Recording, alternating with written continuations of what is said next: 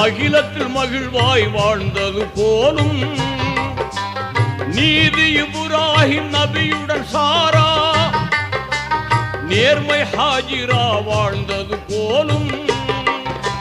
வல்லவன் அருளால் நல்லறம் பேணி வல்லவன் அருளால் நல்லறம் பேணி வாழ்க வாழ்கவே வாழ்கவே வளமாய் நலமாய் மணமக்கள் நீடும்